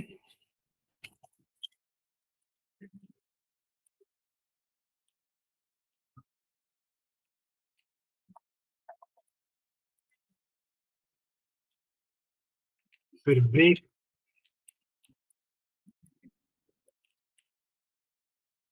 फिर थर्सडे,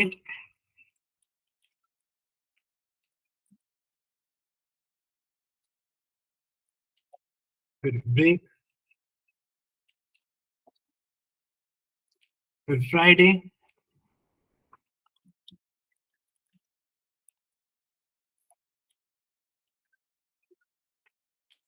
फिर ब्रेक, फ्राइडे तक पहुंच गए, बस सैटरडे संडे रहता है। यहाँ पे आएगा सैटरडे,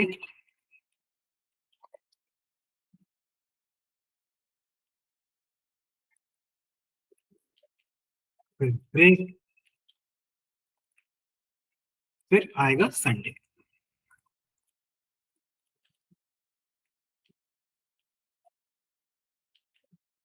और ब्रेक।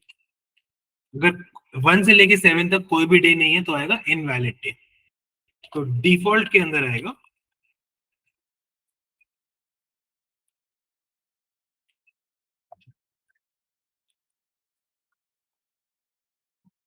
Invalid day.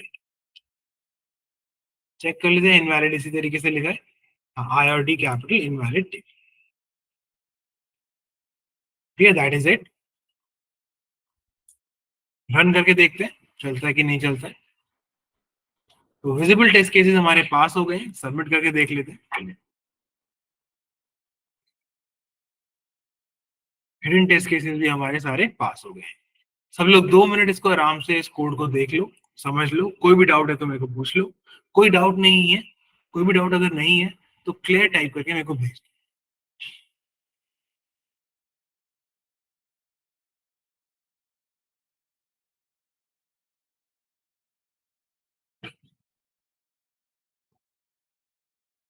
सब कुछ क्लियर है तो क्लियर टाइप करके भेज दो। ओके, अगर डिफॉल्ट के अंदर हम लोग चले जाते हैं तो इसके बाद फॉल थ्रू बिहेवियर कहाँ डिस्प्ले होगा? सीधा एंड ऑफ स्विच केस ही आ जाएगा। तो इसके बाद ब्रेक लगाना जरूरी नहीं है, ऑटोमेटिकली इसके बाद बाहर ही आ जाएंगे। क्लियर हुआ राज? और इसमें सर बस एक ले सकते हैं, मतलब जैसे इंट में एक वैल्यू लिया है तो कैर में भी एक वैल्यू लेते हैं, हम स्ट्रिंग भी ले सकते हैं जैसे। मधुसूदन एक बार फिर से बोलना, सॉरी थोड़ा सा क्लियर नहीं हुआ। तो जैसे हमने नम लिया है, हाँ, वो इंटीजर है, वो एक सिंगल वैल्यू है इंटीजर की, जैसे 1 है, हम स्ट्रिंग ले सकते हैं। कुछ भी ले सकते हैं इसके अंदर। स्ट्रिंग आ जाएगा, मतलब स्ट्रिंग स्पेस देके जो बाद का हाँ, ये। करेक्ट, आ जाएगा। Okay sir. ठीक है, कैरेक्टर भी आ जाएगा, फ्लोट भी आ जाएगा, डबल भी आ जाएगा, सब कुछ आ सकता है। क्लियर हो गया सबको? ठीक है, तो नेक्स्ट क्वेश्चन देखते हैं।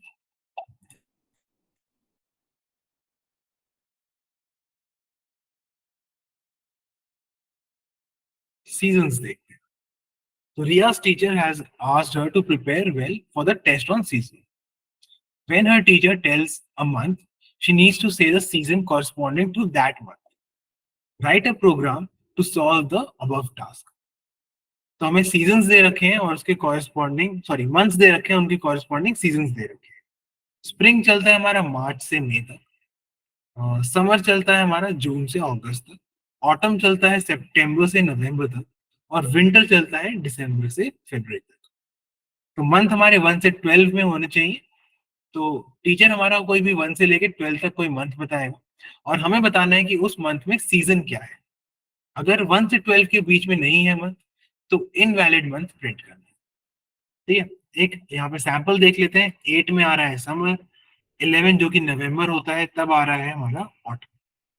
तो इस तरीके से यहाँ पे हमें रेंजेस दे रखी हैं हर एक की, और हर मतलब अब देखो हमें वही यूज करना है जो हमने क्लबिंग यूज करी थी ना, कि हम ब्रेक स्टेटमेंट नहीं लगा रहे हैं और कुछ स्टेटमेंट्स को क्लब कर रहे हैं साथ में।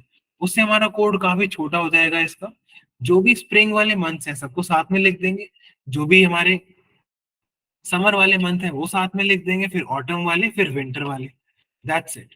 तो हम इसमें क्लबिंग यूज करेंगे। ध्यान से देखना है इसको सॉल्व कैसे करना है। तो इसमें हमारा इनपुट एक इंटीजर है, तो स्कैनर क्लास का ऑब्जेक्ट बनाते हैं और अपना इनपुट लेते हैं।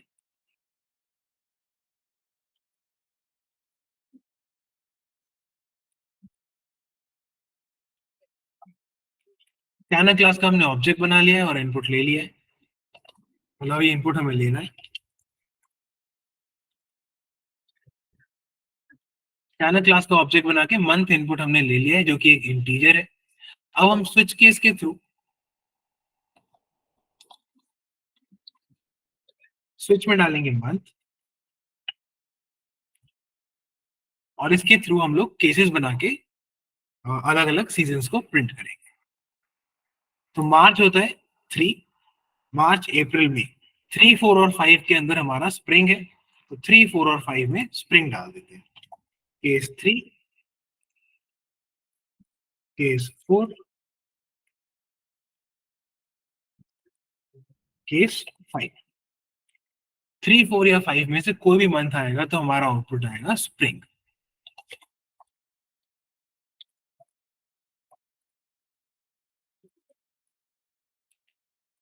ब्रेक। नेक्स्ट सीजन देखते हैं। नेक्स्ट सीजन है समर, जून, जुलाई, अगस्त, 3 महीने के लिए हमारा चलता है समर। तो अगले 3 महीने में हमारा समर चलेगा।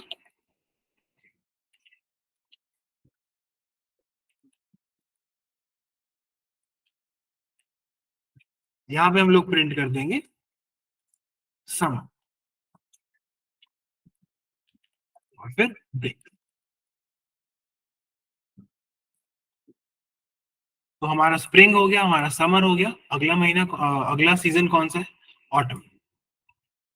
सितंबर, अक्टूबर, नवंबर, 3 मंथ्स के लिए फिर हमारा चलता है ऑटम। तो 3 मंथ्स यहाँ पे डालेंगे। Case 9, case 10, case 11। 3 महीने के लिए चलेगा ऑटम और फिर ब्रेक। ऑटम के बाद है हमारा विंटर जो कि चलता है दिसंबर, जनवरी और फरवरी। दिसंबर, जनवरी और फरवरी के अंदर हमारा चलेगा विंटर।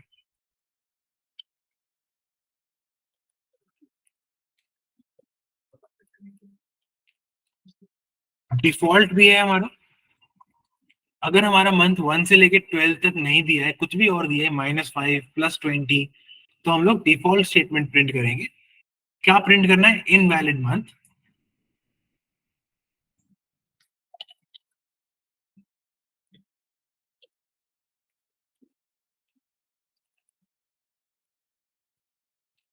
And that's it. ठीक है, तो हम यहाँ पे आप देखो हमने 3-3 महीनों को साथ में क्लब कर दिया है, वरना ये दो स्टेटमेंट हमें 3-3 बार लिखनी पड़ती, फिर ये स्टेटमेंट 6 के लिए, 7 के लिए, 8 के लिए 3 बार लिखनी पड़ती एंड सो ऑन। हर एक स्टेटमेंट को मल्टीपल टाइम लिखना पड़ता, जिससे हमारा कोड और लेंदी हो जाता और टाइप करने में भी हमारा टाइम और ज्यादा जाता। इसको रन करके देखते हैं कि ये चल रहा है कि नहीं चल रहा है ठीक से। विजिबल टेस्ट केसेस हमारे पास हो रहे हैं, सबमिट करके देख लेते हैं।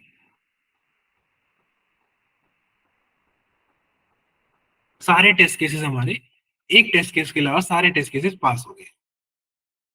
देख लेते हैं ये पास क्यों नहीं हो रहा है। Spring, summer, winter, autumn,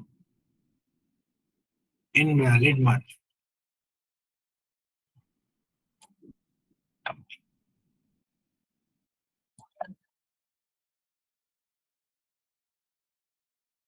okay, यहाँ पे ब्रेक रह गए, यहाँ पे भी ब्रेक लगाना था, तो हमारा ये रह गया था, इसलिए वो पास नहीं हो रहा।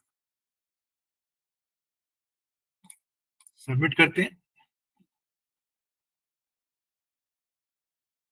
सारे टेस्ट केसेस हमारे पास हो गए हैं।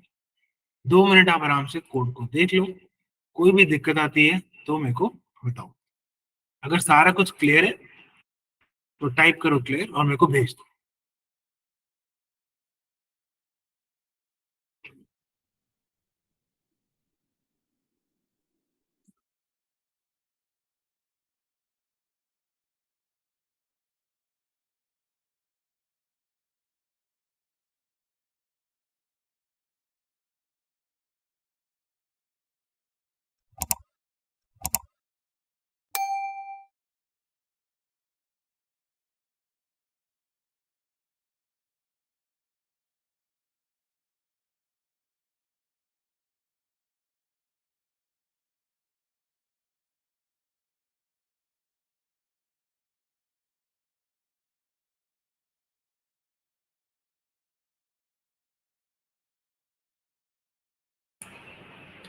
ठीक है, तो ये क्वेश्चन सबको क्लियर हो गया, तो नेक्स्ट क्वेश्चन देखते हैं।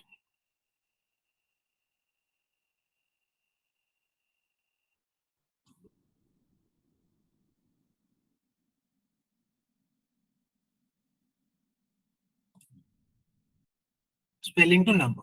Nobita has a test at school today. His performance has been horrible in the past and he cannot afford to fail this one. तो ये टेस्ट नोबिता बिल्कुल फेल नहीं कर सकता, और जिसने भी डोरेमोन देखा होगा उनको पता होगा कि वो बार बार फेल हो जाता है, तो ये टेस्ट वो फेल नहीं होता। Help him out by making a code that outputs the number for the given spelling. Given the spelling, print the number in decimal format. ठीक है, तो सिलेबस क्या है, 1 से लेके 10 तक नंबर्स है। हमें दी हुई है स्पेलिंग, स्पेलिंग से बताना है कि वो नंबर कौन सा। स्विच केस यूज करना है इसको कंप्लीट करने के लिए। ठीक है, आएगा क्या, एक स्ट्रिंग आएगी, तो जैसे अगर 1 आई तो यहाँ पे डालेंगे 1, 5 आया तो यहाँ पे डालेंगे 5। तो जैसे अभी एक डाउट भी आया था कि क्या स्ट्रिंग कंपेयर कर सकते हैं, अभी हम देखेंगे स्ट्रिंग कंपेयर होती है। ठीक है, और उसको कंपेयर करना कैसे। तो क्वेश्चन स्ट्रेट फॉरवर्ड है, हमें एक स्पेलिंग दी हुई है, वो नंबर कौन सा है वो हमें बताना है स्पेलिंग से। 1 से लेके 10 तक के लिए ये कोड बनाना है। यूटिल पैकेज पहले से इंपोर्टेड है हमारे लिए, स्कैनर क्लास का ऑब्जेक्ट बना के इनपुट ले लेते हैं।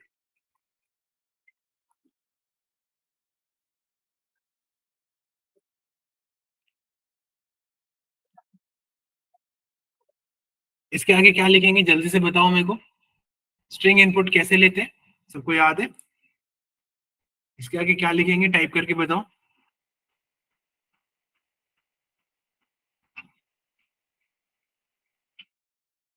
sc.next, ओके कार्तिक, सब लोग बताओ।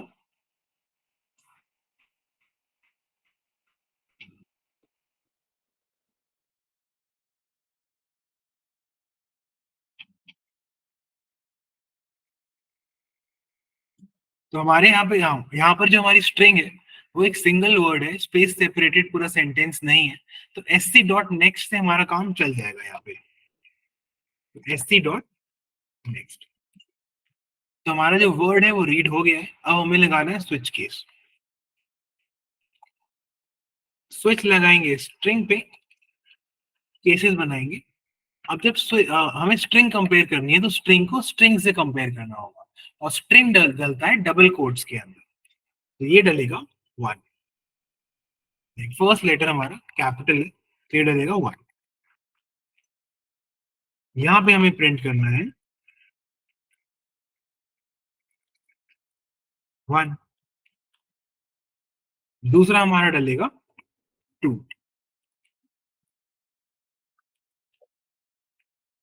2 साथ में हम लोग ब्रेक भी डालते रहते हैं, इससे भूल ना जाए। फिर आएगा 3,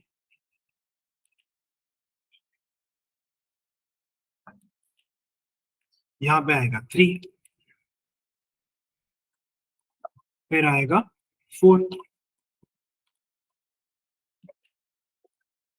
यहाँ पे आएगा 4। इसी तरीके से पूरा 10 तक लिखते जाएंगे एक एक करके। ब्रेक स्टेटमेंट्स का ध्यान रखेंगे कि ब्रेक स्टेटमेंट्स हम जरूर डालते रहे, भूल ना जाए। फिर आएगा 5, यहाँ आएगा 5, ब्रेक, फिर आएगा 6,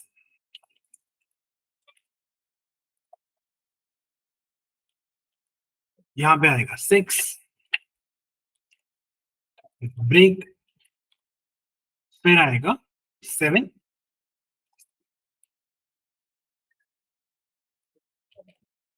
यहाँ पर आएगा 7,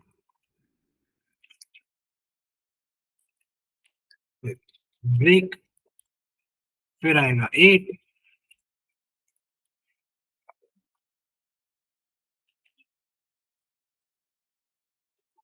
फिर आएगा यहाँ पे 8, ब्रेक, फिर आएगा 9,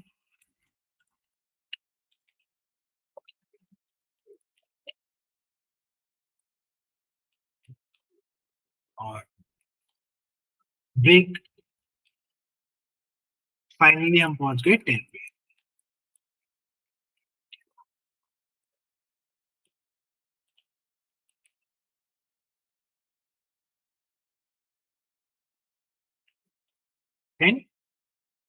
डिफॉल्ट का कुछ है,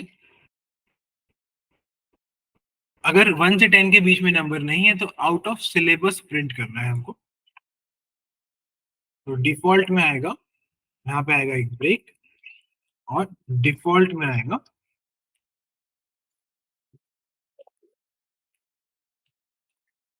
आउट ऑफ सिलेबस। ठीक है, दैट इज इट, कोड हो गया है पूरा। इसको एक बार रन करके देखते हैं।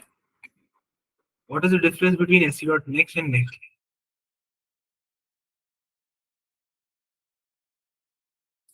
Okay,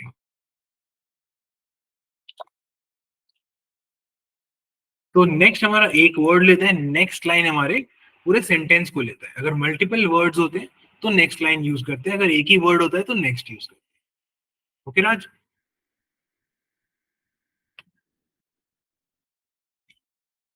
okay, very good. तो यहाँ पे हमारे सैंपल टेस्ट केसेस पास हो गए, एक बार सबमिट करके देख लेते हैं।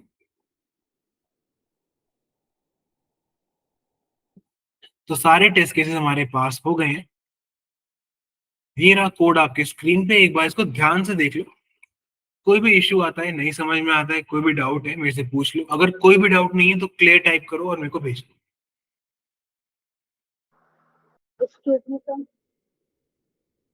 प्रीति फिर से बोलना, सॉरी। सर मुझे ये पूछना था सर, रिटर्न कब लगता है डिफॉल्ट में?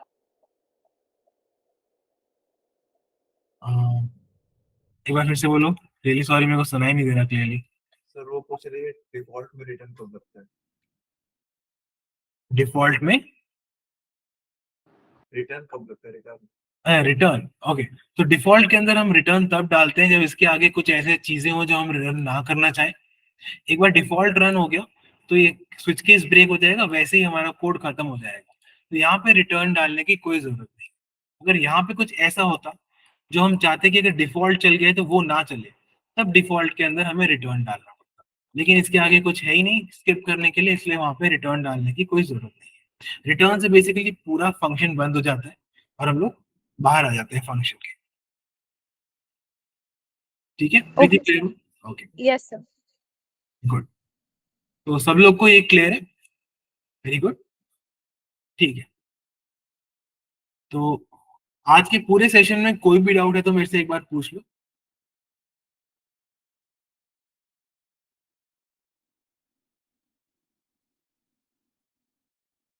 ठीक है, अलग अलग इमोजी मत भेजो, कोई भी डाउट है पहले वो पूछो।